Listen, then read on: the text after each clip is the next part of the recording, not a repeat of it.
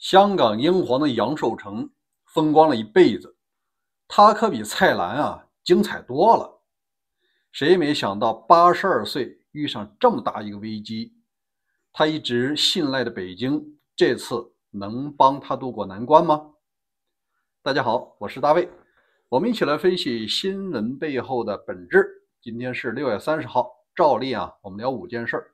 第一件事还是分享一个帖子，他的名字是香港的传统富豪正在轮流扑街之中，因为他们遭遇了香港地价和房价的下降。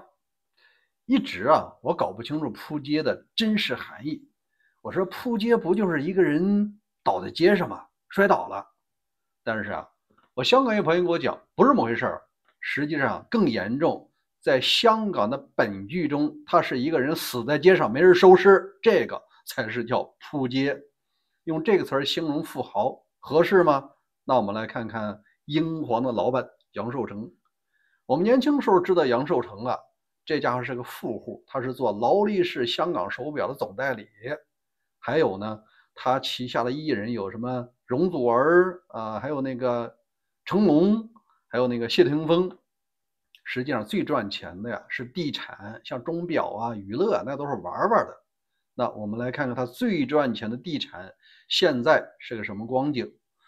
我看了一下数据，根据他上市公司披露的消息，2025年3月份收入只有13.76亿港元，它的亏损呢达到了47亿。赚的钱别说赚的钱了，就是你的收入，别说利润了，都不够补亏损的。这个还不是它最大的危机，最大的危机是债务。另外呢，它的总债务违约达到166亿港元，不光企业亏损，银行贷款更没法还。那如果按照现在经营状况，窟窿只能越来越大，最终呢还是要变卖资产，变卖了它都有可能会破产。那我们再来看一下，正是因为这种经营情况，德勤会计师事务所没有给他出具意见，也就是讲你的经营能力不会获得认同。那这只是孤立吗？还真不是。另外一家大企业比他还厉害，像郑家的新世界地产，当年也是4大之一新世界现在已经停止债务的付息，别说还本金了，利息现在都停了，直接就赖了。他距离破产只有一步之遥，即便能把债务重组成功，郑家也要正式从董事局出局。然后呢，郑家可能不会延续富过3代。实际上有很多同量级的地产公司都面临这个问题。那我们反观李超人，他相对要淡定的多，因为在10年前或者说15年前，他已经把大量的资产转到了英国、加拿大和欧洲其他地方，香港的份额和大陆的份额呢都在降低。以前我在香港旅游的时候呢，我发现杨守成他有另外一个身份。他在自我介绍过程中呢，他穿了一个中山装，就跟那个北京的干部服一样。人家说什么爱党爱国，什么支持香港国安法，他是和北京走的是非常近的。有好几次呢，也是北京的资金把他救了。他至少经历过3次的金融危机。那既然有这么大金主，这次北京能不能救他呢？那肯定是救不了了。不光他一家，支持港版国安法的富豪多了，那至少有几百个吧。那你救一个，其他人那还支不支持呢？如果都救的话，有那么多钱吗？香港政府现在都亏损。所以说呢，这件事儿82岁了还得自己扛，扛不下去，那你只能破产。在这儿呢，它相对而言呢，比北京或者大陆的一些地产商还是好点。你比如说万达的王老板，现在都限制出境了，根本就不让他出国。你所有的债务慢慢还，把万达广场不停的卖，万达酒店也不停的卖，卖完了也不一定能还上账。这个时候他就得后悔，为什么不向小潘学习？潘石屹现在他在美国纽约混得挺好。所以说啊，一个人的能力很重要，但关键时候的选择也更重要。好吧，我们再说第二件事，就是美国总统川普自己啊带货了，这个也是历史上头一波。我们看一下福克斯新闻的报道，近日川普在社交媒体推出了一款限量版的自有品牌香水，他写道：川普香水现在已经上市，它的名字为胜利45到47，代表着胜利的力量和成功。这款香水呢卖$249，干脆凑个整吧，$250吧，就那么一瓶。他还说呢，除了你自己喜欢呢，也应该给自己爱的人也买一瓶，等于说夫妻俩买2瓶。按说呀，当总统本身就拥有巨大的权利，你让自己的家族搞生意也就过去就可以了。虽然说其他总统没这么干的，你自己站台在卖香水我感觉不太合适。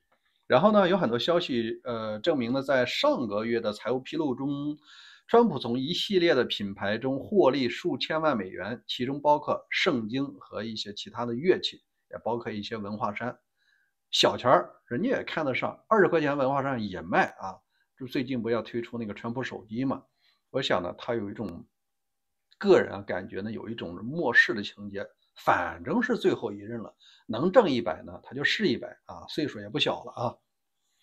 咱们说第三件事，伊朗和以色列的争端啊，实际上没完，现在只是暂停，毕竟他没有打服。川普为了获得这份短暂的成功和签约啊，他选择了放弃。实际上，这就是放虎归山。我们来看一下，美国国务院今天批准了向以色列出售价值5.1亿美元的弹药，这次没有飞机，全部是导弹，其中就包括了几枚呢钻地弹，而不是那个 GBU 武器，是其他轻量级的。那说明什么问题呢？说明在1年之内，快的半年，没准还得对那些核设施再轰一轮。因为现在这个无论是伊朗最高领袖还是革命卫队的指挥官呢，都说自己没受啥影响。既然你自己把轰炸理由都告诉全世界了，那就再轰一轮怎么了？反正国际社会包括原子能机构都不赞同伊朗成为一个有核国家。好，第三件事就是欧洲的铁幕又来了。原来嘛，通过柏林墙的拆除，铁幕拆了，现在铁幕又拉起来了。拉这个铁幕的正好是德国。我们来看报道，德国社民党代表，这个社民党的党代会以压倒性多数通过决议，明确反对恢复北溪和北溪2号。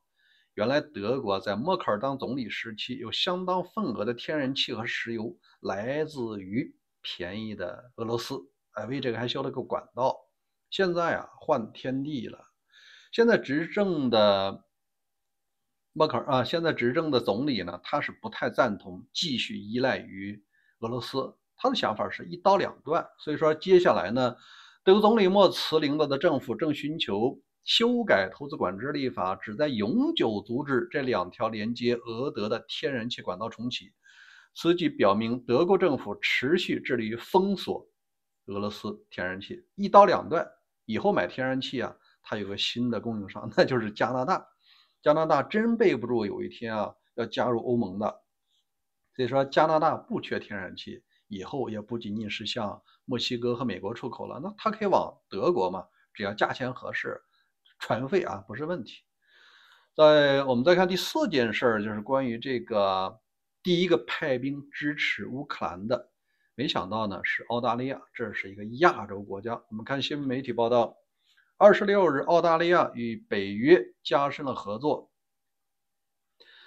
他们将采取进一步行动支持乌克兰，并要求俄罗斯为其非法和不道德的战争负责。在海牙举行的北约领导人峰会上，澳大利亚副总理兼国防部长马尔斯宣布，澳大利亚将为北约支持乌克兰的行动做出进一步的贡献。应北约和波兰的请求，澳大利亚空军的一架E-7预警机将于8月份部署到欧洲，帮助保护乌克兰。